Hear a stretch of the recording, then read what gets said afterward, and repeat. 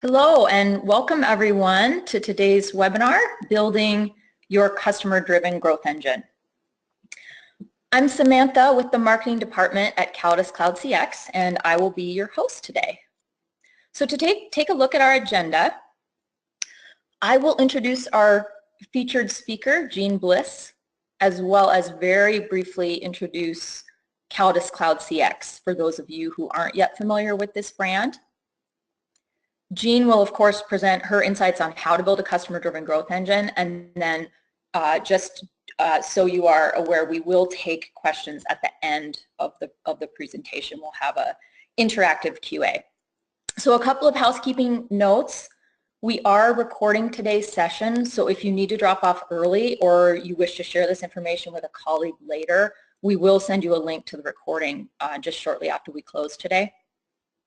Also, regarding questions for the Q&A, you can type those into the question area right there in the GoToWebinar panel at any time during the session if questions pop up for you, and we'll address as many of those as time allows at the end of the presentation. Now, moving on to our presenters slide.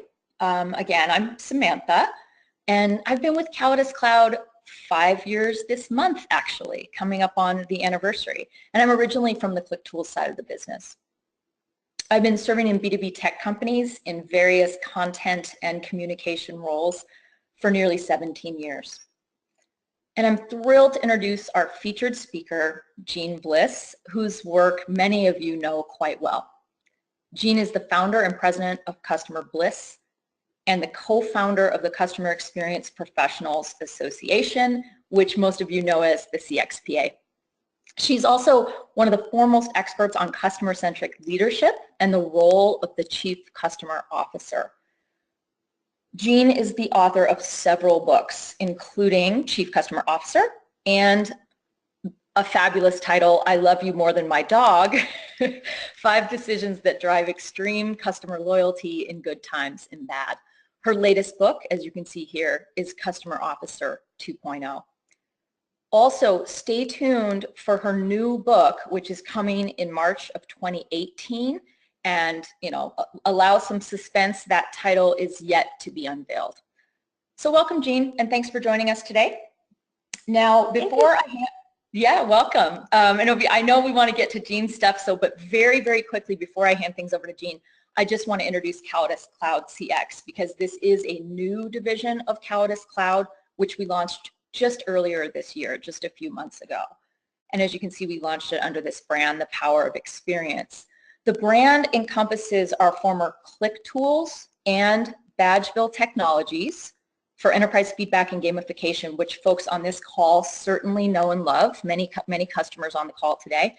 But it also offers several new technologies that drive, as you can see here, that drive sales and service performance and engagement. And we really hope that you get to know some of these new products very soon as well. So take a look at cloudcx.com for that information.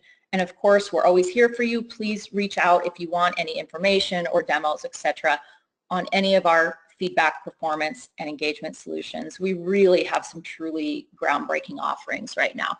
So that being said, enough of a commercial. I will hand it over to Jeanne. Take it away. Hey, thanks, Samantha. And hey, everybody, good to be with you today. We're here to talk about something that's taken me 30 years to figure out how to write down for you, which is how to build a customer-driven growth engine. Because as you know, this customer stuff, as sometimes I refer to it, is about driving growth inside of your business, but you really need a very deliberate approach to this, which is not about projects, but rather embedding what I call competencies into the organization so that you change how you will and will not grow your business. And at the end of the day, I shorthand all of this to say, customer experience is about leadership. It's about leading your company to earn the right to growth by improving customers' lives. And that fundamentally is a shift that many companies are grasping now, but it's hard work, and it really takes kind of challenging our current way that we drive and organize accountability and the work inside of our companies. And so you know, there's some silos. We've all got them. It's not about getting rid of the silos, but rather uniting them to drive the starting point of the business to be the customer's life. And importantly, what you've got in front of you is a reporting dashboard, which we all have lived through. And often when we think about customer experience, or customer experience becomes the mantra of the company, suddenly everything has the word customer or customer experience in front of it, and we define the work as projects, but we're presenting red, yellow, and green dots. Can anybody relate out there? I'm sure you can. But the idea of this work is to actually move from project plan movement to customer life improvement. And the goal of this is to really move what we do to create complete experiences for the customers. People have called them episodes. We call them stages of the journey. The notion is to allow and enable our organization to let our customers be successful, to achieve what they want to achieve, and to define and reorient the work we do so that customers' lives improve and employees are able to deliver value. So I want to ask you a question, because most of our organizations are working hard. This is not in any way an indictment or a review of how hard people are working, but rather it's because we're working hard separately that we deliver these random experiences to our customer. For example, anybody out there called an airline twice in a row? You know how this goes. You know, you bought your ticket on the wrong day. I do that a lot lately. I'm buying tickets too fast. I don't know, Samantha, you probably do this too. Maybe you're better than I am. But you buy your ticket on the wrong day. You call the airline to get it fixed, because you can't do it online all the time. Sometimes you can. It just depends. And the first person who answers the call, nice person, but they are a policy cop. They're going to tell you what you've done wrong. You thank you, I already know that. But they may or may not be able to, or have the skills or the tools or the desire to help you work around whatever rules or policies are. So I politely hang up the phone and we dial again, right? We are costing companies millions, if not hundreds of millions of dollars on these redials and these re-experience efforts, because the experience we get is the it depends experience. And so we dial again and hope for a better result, and sometimes we get another person who's been around for a long time and they can navigate you through things, or at least they start with your life. Now, the outcome you may have gotten in that second call might have been good, but it's still an it depends experience. And so this lack of reliability is what drives customers to be a little more uncertain about the companies they work with. And when you're a little uncertain, you're not going to drive word of mouth, and you're not necessarily going to earn that organic growth that's so important to driving profitability. And so our work is about initially reliability, understanding where are those moments where your customer is trying to accomplish things, and wiring in the people and the ability for them to deliver value, and the back-end things that get in their way, and getting rid of the policies, and creating value for your employees so they can deliver value to your customer. And this is not about boiling the ocean. I was at Microsoft for a long time, and you know, that was a term everybody used, don't boil the ocean. This is about focus and creating an ability to differentiate, because I can tell you, while reliability doesn't sound sexy, if you are reliable, you will differentiate, especially in complex business models. And by the way, with every business now being multi-channel, by design, we now have complexity woven in. So for a long time, we've been using the word loyalty, which is okay. I'm not against the word, but unfortunately, sometimes it turns into what we want to go get from customers. We want them to be more loyal. We want to get loyalty. But in fact, the work is to earn. We need to earn the right to grow by delivering an experience that they want to have again. And so for me, because we know organic growth and customer advocacy is grounded in emotion, the word I choose to drive as the growth emotion is desire. Are you delivering an experience that customers desire to have again? They desire to interact with your people, with your products, and with the way you do things, and they desire to work with you because of the intent and the why behind why you're in business and why you do what you do, which is to improve their life. So a little bit of a language change for you. Here's the most wonderful thing that's been all of our friend if you're in the world of customer experience, and that is social media.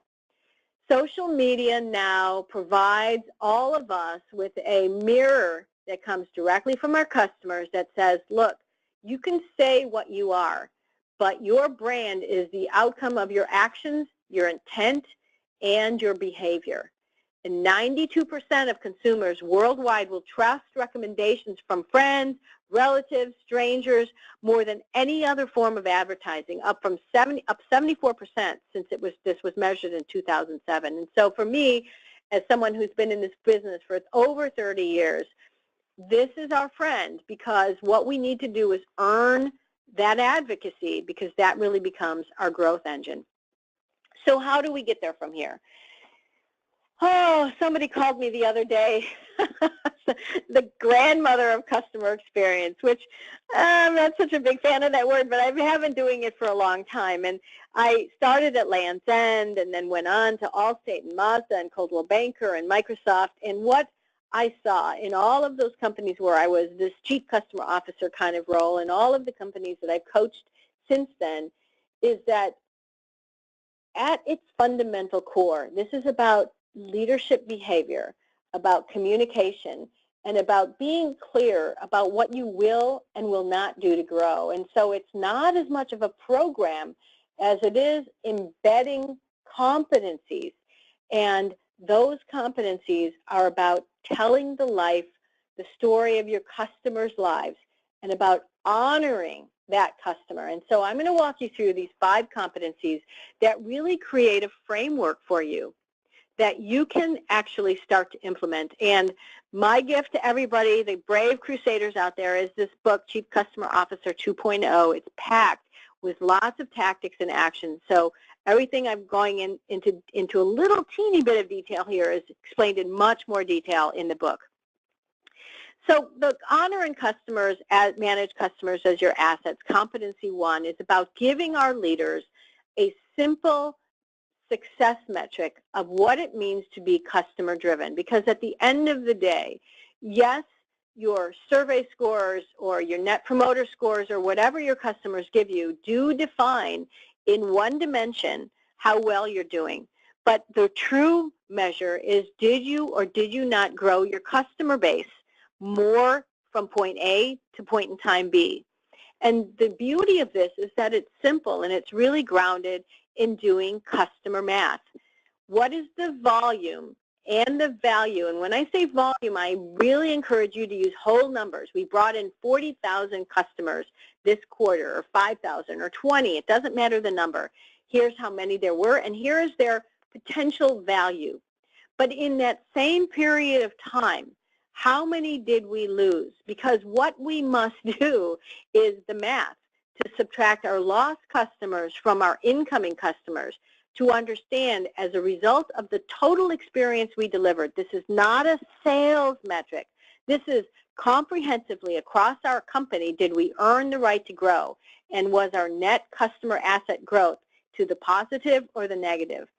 The other thing I encourage you to do in using the whole numbers is to really do that math. When we use retention rates, it gives us a false positive. We're at 70%, it sounds pretty good, but we don't have line of sight emotionally and visually to the 24,000 people that made up the 30% that you lost. And we need that, because customer experience leadership is about understanding the life, feeling the life, and driving improvement to improve that life. The other piece of this work is about honoring the customer. And so we really need to care about the why. Why did customers stay or leave? And what did we do that may have not honored them? And so this is also really understanding practices that we have inside of our organization that may or may not honor them. You know, your customers, especially your good customers, expect you to know them. They expect you to know how much you've contributed to them. We've been using customers as assets in St. Jude, for example, for many years now, and as many of you may know, St. Jude runs their business, these wonderful hospitals, based only on donations from their donor base. And so what everyone, all the leaders in St. Jude now measure success from is what we call the Christmas tree chart, the number of donors, volume and value that came in above the line, and the number of donors, volume and value that departed below the line, and that net donor asset growth or loss. And the simplicity of this galvanizes people, and it also really drives a new language set, because every leader in your business can now start their key meetings transparently and fearlessly. And this is where this is hard, because this is not just about compiling these numbers and creating a dashboard. Your leaders need to be united, linked, and consistent in the way they communicate. And what we encourage is every key meeting starting with, did we grow or did we not? A fun story about how we've introduced this in some large organizations is visually, because everybody's a different kind of learner.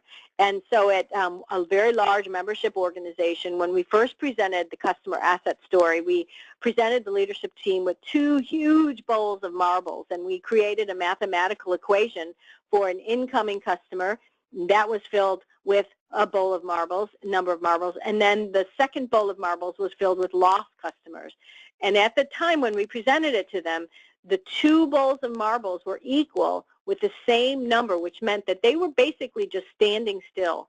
And all of those acquisition dollars were going down the drain because they didn't deliberately do things to earn the right to grow. And then, you know, Samantha, I can't resist.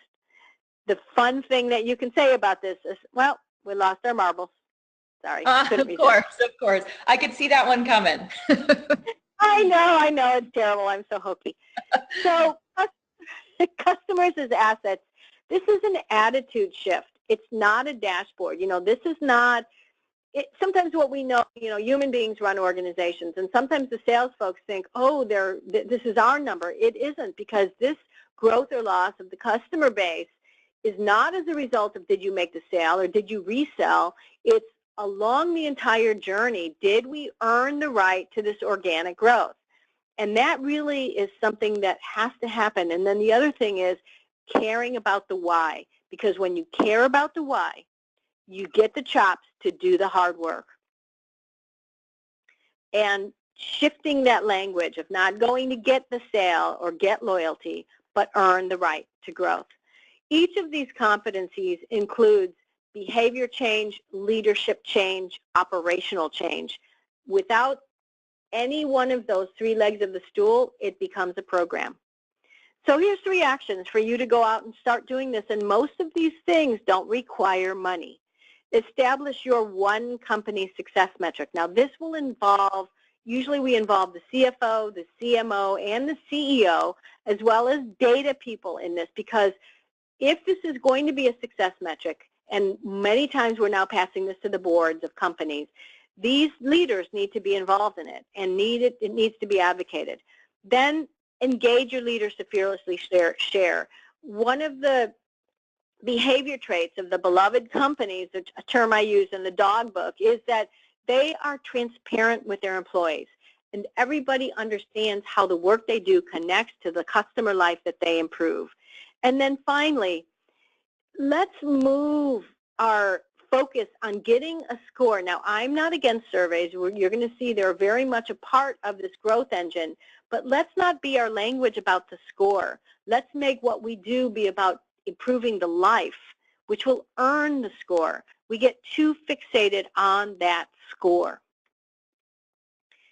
Now, the second competency actually gives you the roadmap to help the organization understand the why and navigate and diagnose what are we doing. It also gives you the framework to be deliberate about those critical 10 to 15 times in your interaction where their success is going to drive your success. Because to be successful in your business, you need to make your customers successful. And I think people are finally latching onto this, and building your customer journey has everything to do with that. And so This competency gives your leaders a framework, and what we know immediately is that it's about simply, initially, defining the stages or the things customers are trying to accomplish in the customer's words. The customer is trying to get smarter or evaluate their options, change a process, or learn how to bring in life insurance for their family. Whatever it is, we need to change leaders' language and all of our point of view to make our business decisions based on operationalizing to make the customer successful. And when you start to build this journey map, it really does shift the operation. And what's powerful about this is, again, not boiling the ocean. You know, anybody have a bunch of binders with Visio maps in your offices somewhere where you've touch point mapped every single touch point in your organization? That's not what this is. What we know is there's probably 10 to 15 key moments where you have to be deliberate from a one company standpoint. What I love in this story from the Smithsonian is they actually started with the life of the visitor, the teacher taking children on a trip to the Smithsonian, or a family member, a grandparent. And this is a little bit of an eye chart. It's in my book. But what you'll see is, look at the names of these stages. This is culture shifting, the consider going stage. Now, if you're going to have a stage of the journey where you have to do things to help the customer when they're consider going, that means you have to influence and provide tools to the tourism industry. You need to offer word-of-mouth downloadable apps and other things. And what this does is it moves you in a different direction of thinking about your sales funnel to what are we going to do to help the customer accomplish what they need in these stages. The organizing the trip experience. They've come up with these fantastic apps that allow you to imagine and to actually time travel across the 19 buildings and the zoo and build your own agenda for traveling in and out of that huge place they call the Smithsonian. The arrive at campus experience, the arrive at a building experience, navigating the silos that are in the rotunda where that big dinosaur is, for example. They had to bring everybody together versus everybody doing their own thing. The leave a building experience, exit campus experience, and the back home memory. What they've even wired in is how to make sure that from a value standpoint, Smithsonian stays on the top of your mind. And this changes when you build like this. This also elevates the work you do inside of your organization. I'm a fan of focusing by stage of the journey because these stages are really, if you think about it, those missions your customers are trying to accomplish. And one of the great exercises we do with leaders is to, and then the rest of the organization, is what we call a code of conduct. By stage of your journey, define what we will always do to support customers and what we will never do to get in their way, and what we will always do to enable employees to deliver value by stage, and what we will never do to get in their way. And this clarity connected to operational actions now says this is what customer culture is. It's not some high pie in the sky kumbaya message, but the operationalizing of delivering value and knowing where we get in the way and choosing not to do those things. So aligning around experience is uniting the leadership focus, changing their language, building that blueprint for defining how you even go around the room in your CEO meetings. You know, instead of marketing, operations, sales, let's talk about by stage of the journey. And then finally, that drives accountability to customers' lives. So here's 3 actions that you can take to align around experience. First, just build your customer-centric stage names. Now, I'd encourage bringing customers in to do this, or watch videos, or read verbatims. But what we've done is co-creation of these stage names with customers, and then socializing and engaging your leadership team to start using these names, and then their teams will, and their teams will, and their teams will. Build and live your code of conduct. What we find is if we involve many people in building this, it becomes powerful, operationalized, and owned. And as I mentioned earlier, move from the silo report out to the journey accountability. The third competency is what many people define as their total customer experience strategy. It might be shorthand as VOC, voice of customer, but I think of it as a little broader than that. And again, what you're going to see is I'm a broken record because I like to line these things up by the stage of the journey.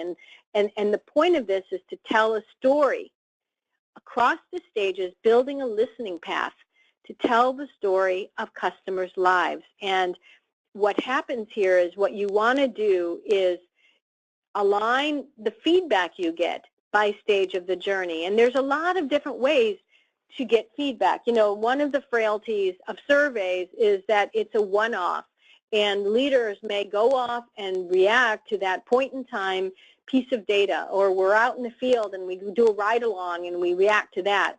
What we really need to do is coalesce multiple sources of feedback to tell a balanced story. So by stage of the journey, what are the complaints or the unaided feedback where your customers are volunteering feedback to you from your call centers on your product? And can you organize that and categorize that so it rolls up and gives you volume? And then as you see those trends, instead of doing a dashboard just on those complaints, present them by stage of the journey. Also, put in by stage of the journey your survey results and your information. And then finally, also implement what I call experiential listening, which is the walk in their shoes listening. We need all of our people to try to do what we require customers to do so that we have the empathetic understanding of what they're going through. And so the story gets built from the very beginning of the first competency, for example, where we'd go, as a result of the experience we delivered, here's our new customers and our lost customers. Let's now traverse the stages of our journey to understand why. And now in stage 3, onboarding, we're going to tell the balanced story. In our social media, it spiked 54%. Our call center issues are also trending on the same issue. It was trying to download information on the technology requirements, and nobody can figure out how to do that, and when they call to get help, they're not getting the help they need. We sent you, our leaders, in to try to do that. How did that work for you? And by the way, here are our survey scores that validate that and the verbatims that came with that. Now what you see is we're not starting with the score, we're starting with the life, and that drives action. At Adobe, Lambert just left Adobe, but this is something that he implemented when he was there, and they continue to do, and I love this, which is every quarter the leadership team, it now actually goes to about 3,000 people, have to go into an immersion lab where they listen to calls, but they also download new products, they have to sign up for accounts and do everything customers have to do, especially things that are new in that quarter.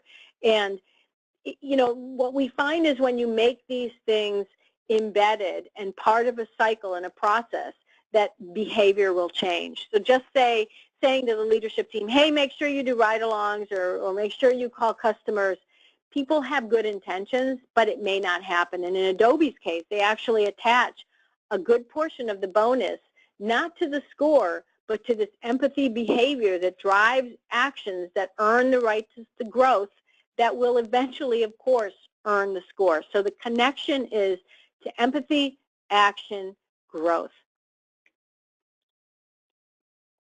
So building a customer listening path unites multiple sources of feedback so that you can, in a balanced way, and refreshing this information every month. You know, part of the challenge sometimes with surveys is people run it once a year. I always encourage people to break your survey information up so that you're refreshing every month. But what this will do, because you're looking at multiple sources of information, is it will tell the story of customers' lives. It will focus your company, because often what happens in well-intended ways is the social media people will present their data, and then the Gallup people, you know, will have the employee information, and then we'll have all of these pieces presented separately. But when you unite them, the uniting of all of it actually makes it more powerful, because the consistency and the focus can let you pick what's important, connect it to what employees need, and then also continue to reduce that survey score addiction. Here's 3 actions so you can build your version of a customer listening path.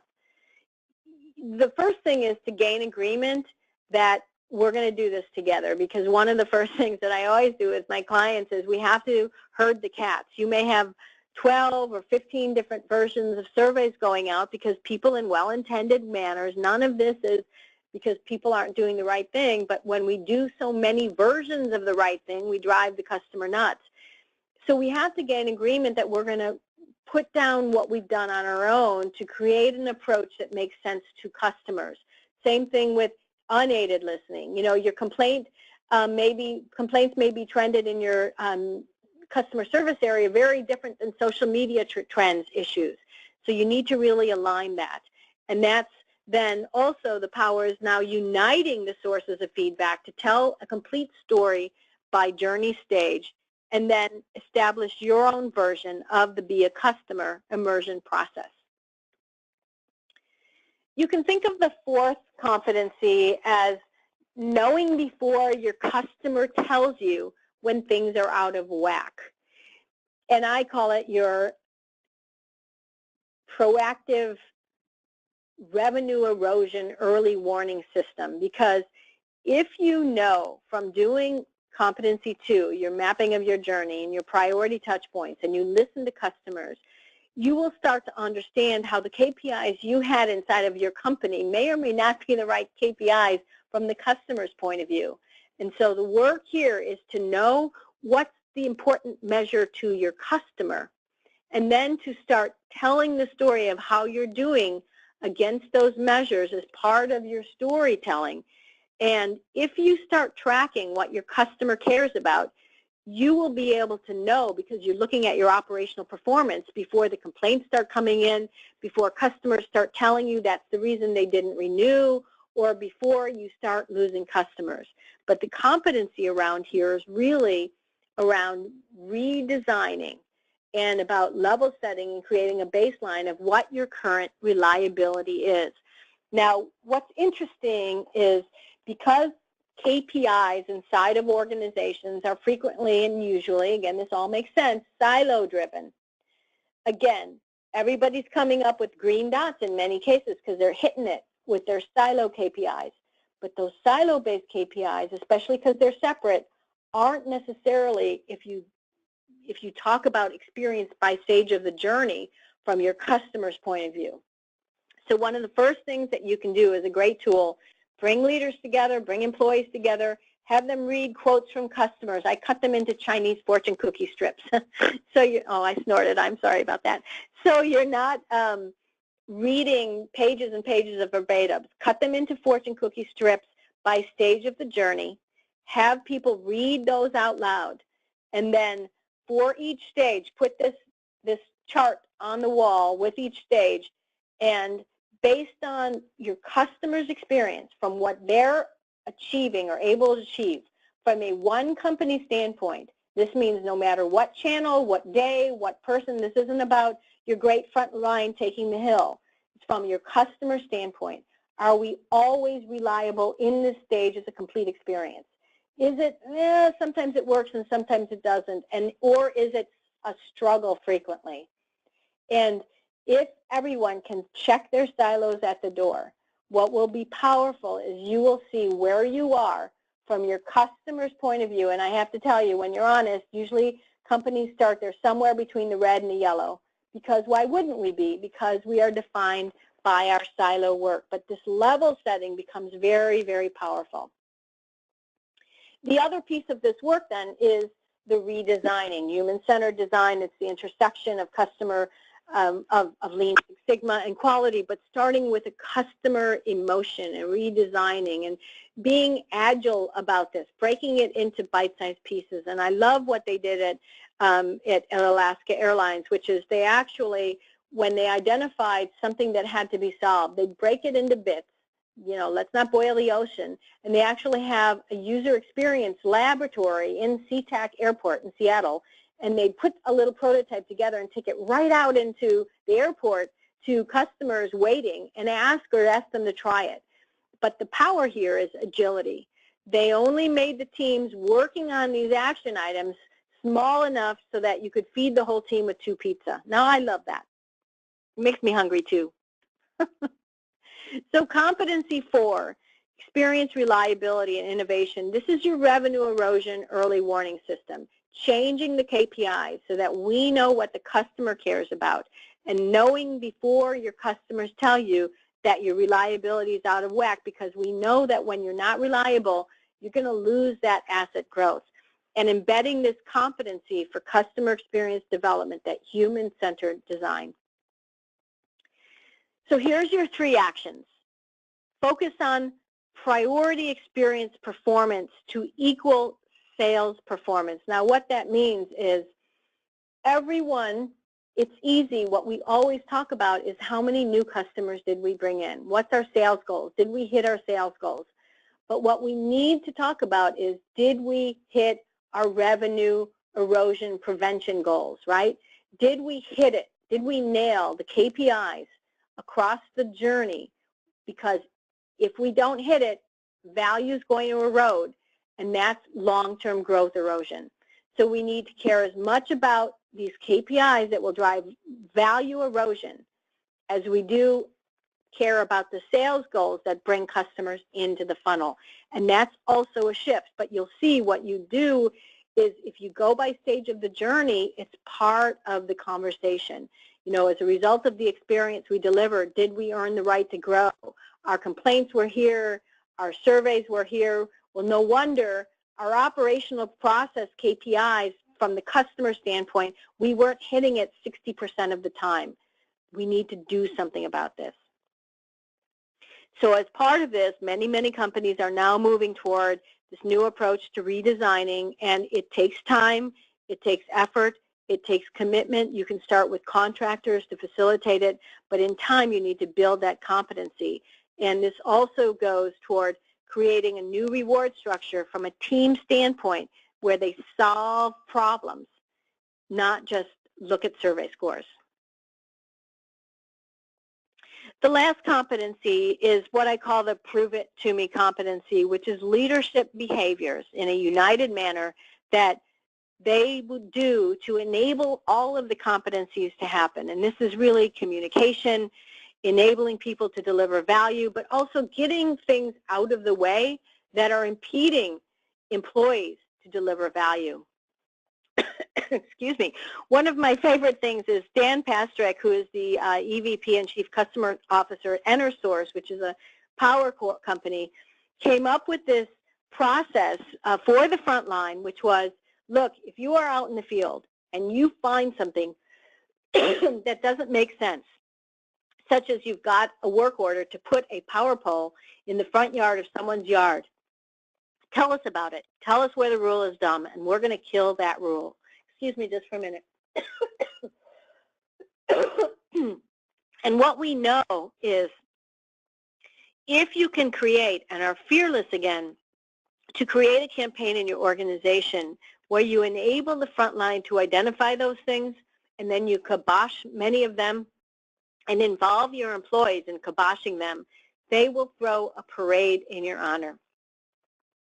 The big Achilles heel of this work is how we drive accountability. You know, we have governance teams and other things, but often those are sitting through PowerPoint decks and looking at red, yellow, and green dots.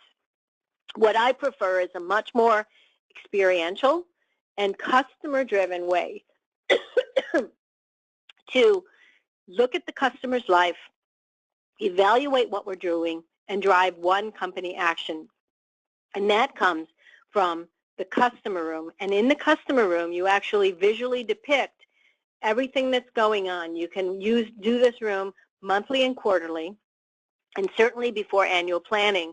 And what I love is not even putting any chairs in the customer room, so you actually have to walk the life of the customer. And so you visually depict, here's how many customers we brought in, volume and value.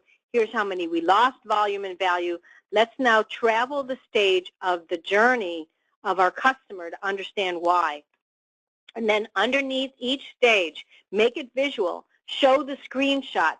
Show all of the stuff you send the customer. Show the visual trending of the complaints and social media.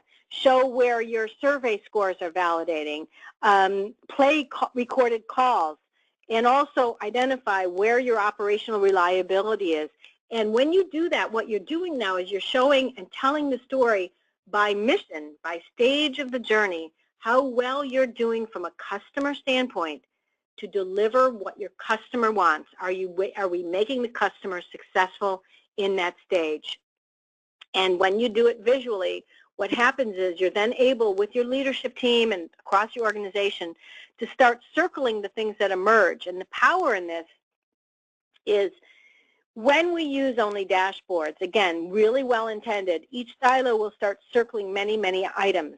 And each silo will start chipping away at their portion of the action that they own. But we need to solve these as complete customer missions.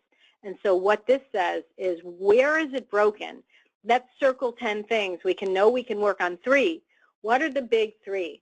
And because you're refreshing this information every month, every quarter, you constantly have a way to bring your leaders back together, tell the story of their life. Now you've got a new talk track in their head that they go back and socialize to their company, to their organizations.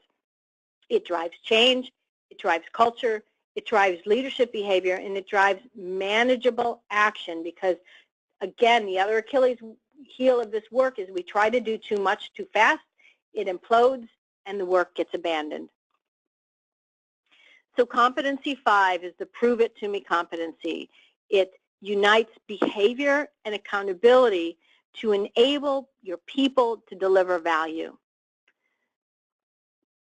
Here's 3 actions for that reliability and driving. Oops, that says experience reliability. I apologize. That should say leadership.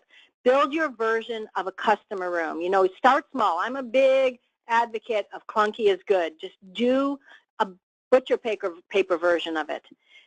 If you can, create you don't have to call it stupid rule, create a value eroder rule movement or whatever it is to enable employees to deliver value. And then finally, practice capacity creation.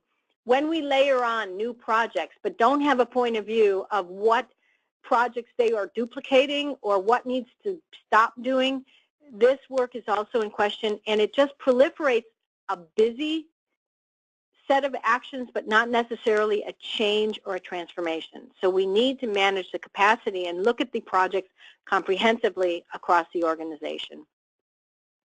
So I'm going to end the way that I began by saying that these competencies really do knit together by tell the story of customers' lives to transform your business and drive its growth. As a result of the experience, did we earn the right to grow? By stage of the journey, let's now traverse what our customer is going through so we can understand why and proactively start to work on things. In stage 3, our social media is spiking 65% on this one issue. As we looked at the same issue coming up in our call centers, here's what's happening. Our operational KPIs are indicating that we're below where we should be 90% of the time. Our survey verbatims are saying the same thing, and the scores are validating that. Let's circle this item. Let's bring together a team of people to focus and solve this, and then let's drive accountability to ensure that we're doing it in the right manner and we can successfully continue to focus on customers' lives. So earn the right to grow, to customer-driven growth. That is the mantra. That must be, I found, what you need to do and how you need to say it to drive this kind of real transformation. Here's my contact information. I'd also love to urge you to go sign up for my podcast. I'm interviewing chief customer officers all around the world. My gift to you, an investment I make, because what we found is we learn the most from hearing from the people who have come before us how they got the work done. So that's it for me.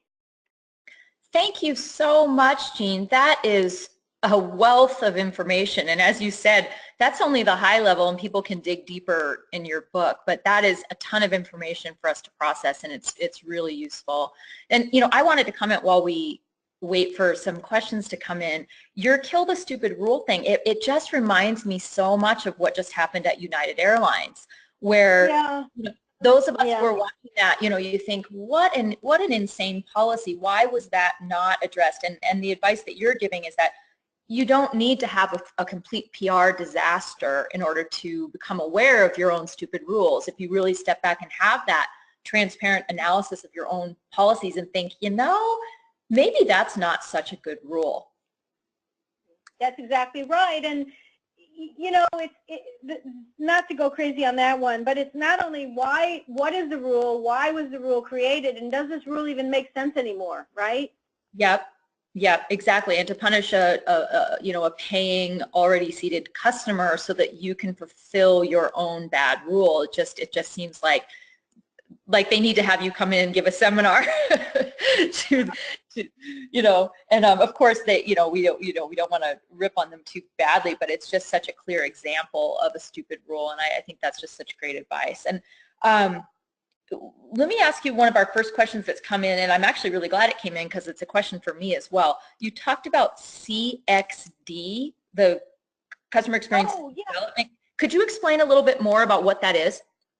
Sure. So that's customer experience design. That's just really my shorthand for human-centered design, right? So let's redesign what we do from a customer experience point of view. And, you know, it's competencies. So you're going to, you know, many of my clients, for example, are building small skunkwork teams of people that have the skills then to facilitate the cross-functional teams to remap.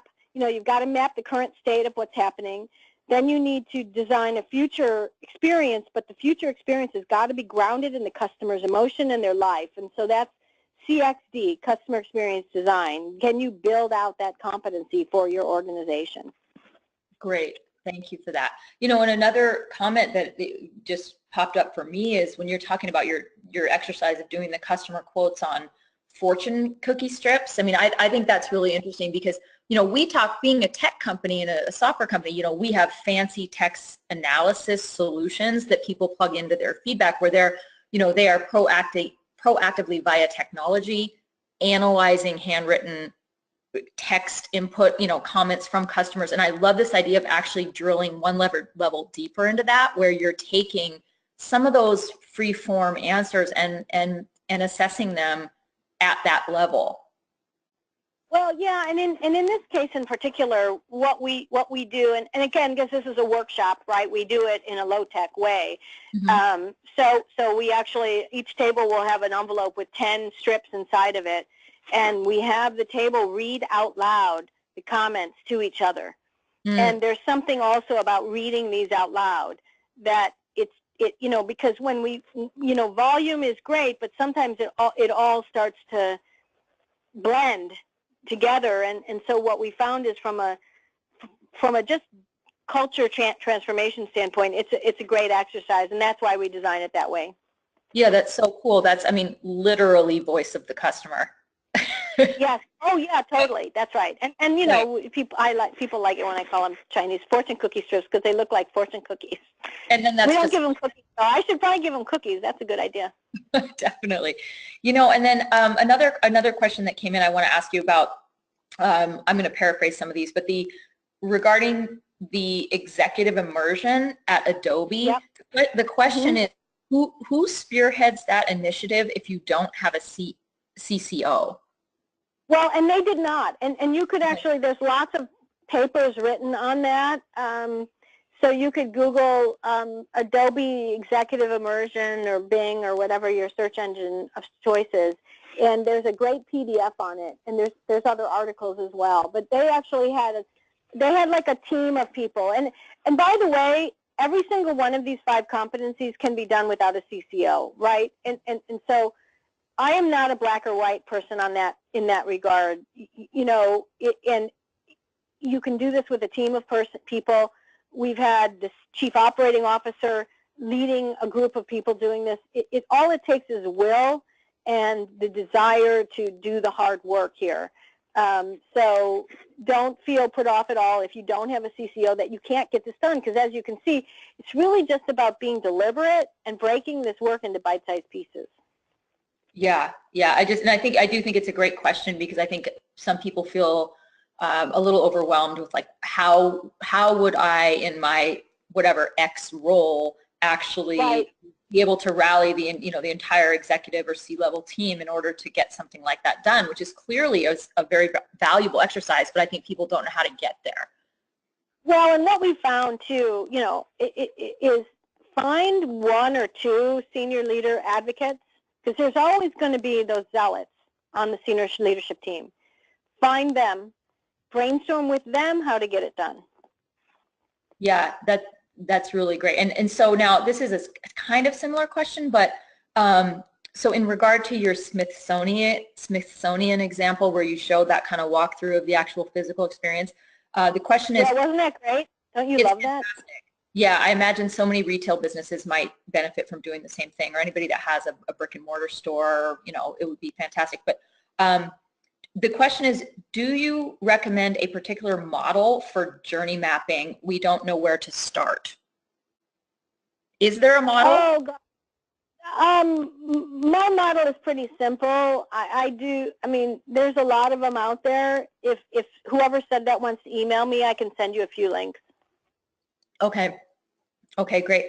And and I will put in a little plug for Callidus Cloud CX, because for our people on the call today who plan to attend our big customer event in September, C3, which is our big annual customer event, in our customer experience track, I don't think you even know this, Jeanne, but we are actually going to be doing a training on journey mapping. The event that's is great. Yeah, and we're bringing in, CXPA is actually going to do it. So we're going to... Oh, good. Well, see, I should have known that. How dumb am I?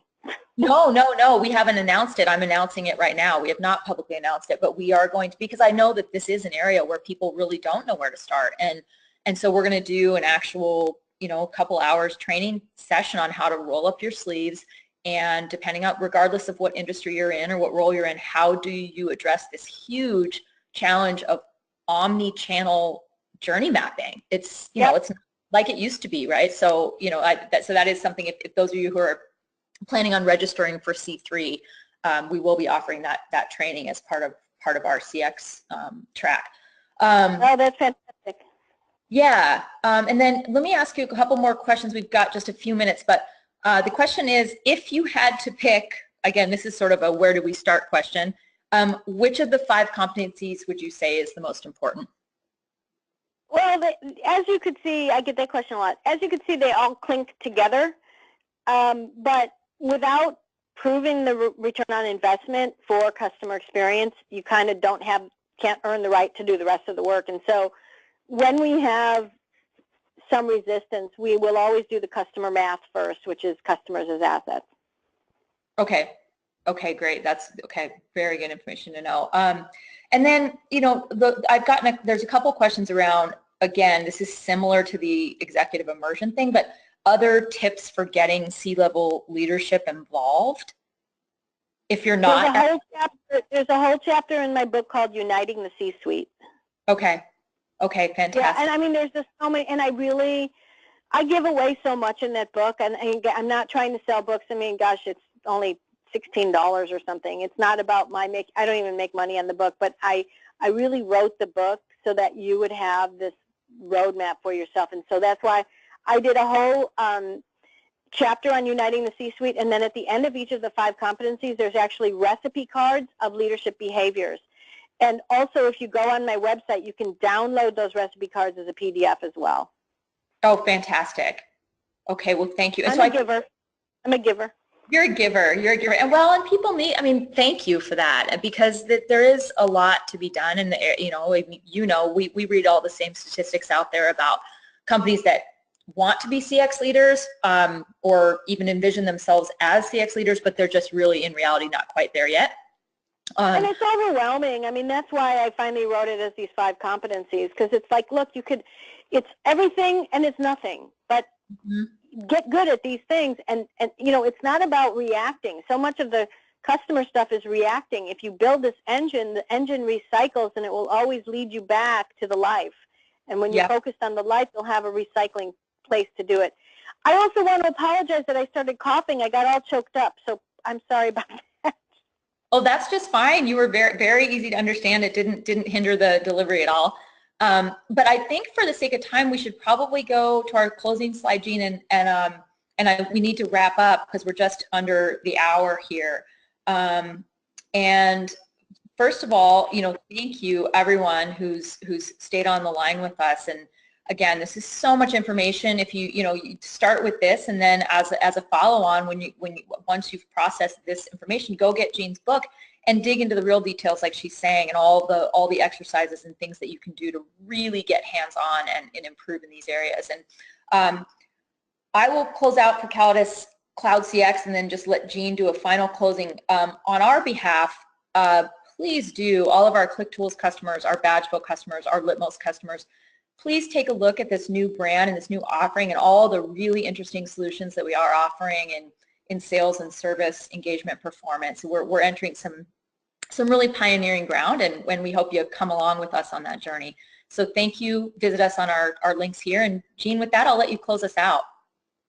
Oh gosh, thank you so much for having me. It was such a pleasure to be with you. And to everybody out there, you can do this work. Just know you don't have to be a Chief Customer Officer. You do need to get the engagement, though, of some senior leaders who will be your partner in this. Know that I personally have my hand in the small of your back, helping you push that rock up the hill. All kinds of tools and free stuff on CustomerBliss, and you're going to dig those duct tape shows, because the fearless sharing of what works and what does not work is actually wonderful. The last question I ask on each of those podcasts is, what do you know now that you wish you knew then? Very, very wonderful answers. Thank you so much. Have a great day, everyone. Bye-bye.